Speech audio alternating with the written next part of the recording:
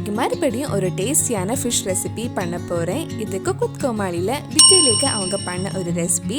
இந்த சுவையான ஸ்ரீலங்கன் ஃபிஷ் கறி எப்படி செய்கிறதுன்னு இந்த வீடியோவில் பார்க்கலாம்.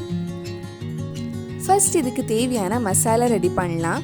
அதுக்கு ஒரு பேனில் 2 டீஸ்பூன் முழு மல்லி, 1/4 டீஸ்பூன் சோம்பு, 1/4 டீஸ்பூன் ஜீரகம், 1/4 டீஸ்பூன் நல்ல மிளகு, 3 கிராம்பு, 3 ஏலக்காய், ஒரு சின்ன பீஸ் பட்டை, 6 காஞ்ச மிளகாய் எடுத்திருக்கேன். இதெல்லாம் சேர்த்து ஒரு வாட்டி நல்லா வறுத்துக்கோங்க. இது வறுத்ததுக்கு அப்புறம் ஆஃப் பண்ணிட்டு நல்லா ஆறுனதுக்கு அப்புறம் மிக்ஸி ஜாரில் போட்டு நல்லா பவுடர் பண்ணி எடுக்கலாம். இப்போ ஒரு மண் சட்டியில் கொஞ்சம் எண்ணெய் ஊற்றுறேன். டேஸ்ட்காக தேங்காய் எண்ணெய் யூஸ் பண்ணுங்க. இதில் கொஞ்சம் கடுகு, 1/4 டீஸ்பூன் வெந்தயம் ஆட் பண்ணலாம். இப்போ இதில் சின்னதாக கட் பண்ண 2 சின்ன சைஸ் வெங்காயம் போட்டு வதக்க போகிறேன். வெங்காயம் கொஞ்சம் வதங்கினதும் இதில் கொஞ்சம் கருவேப்பிலையும் 1/2 டீஸ்பூன் இஞ்சி பூண்டு பேஸ்ட் சேர்த்து வதக்கிக்கோங்க.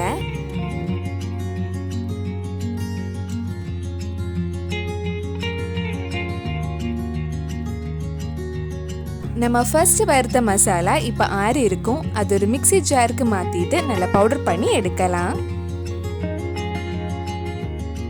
இந்த மாதிரி நல்லா நைஸா பவுடர் பண்ணிக்கோங்க.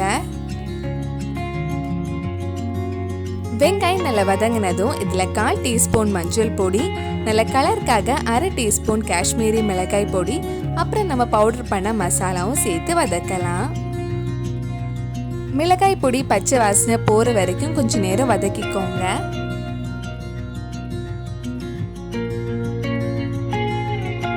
இப்போ இதில் சின்னதாக கட் பண்ண சின்ன சைஸ் 2 தக்காளி சேர்த்து வதக்க போகிறேன்.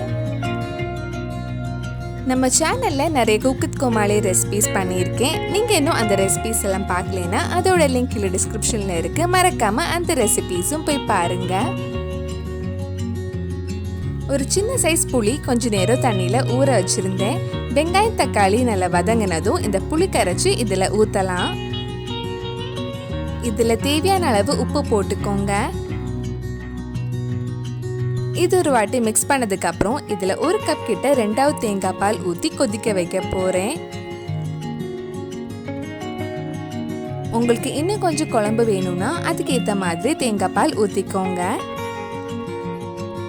இந்த மாதிரி நல்ல எண்ணெய் பிரிஞ்சு கொதிக்க ஆரம்பிக்கும் போது நம்ம மீன் போட்டு வேக வைக்கலாம்.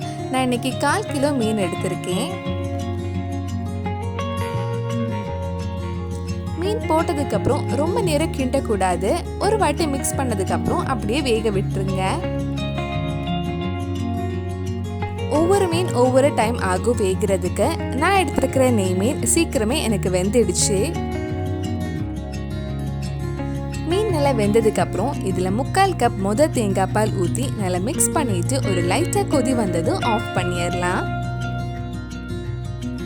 தேங்காய் பால் ஊத்துனதுக்கு அப்புறம் ரொம்ப நேரம் கொதிக்க வைக்க கூடாது.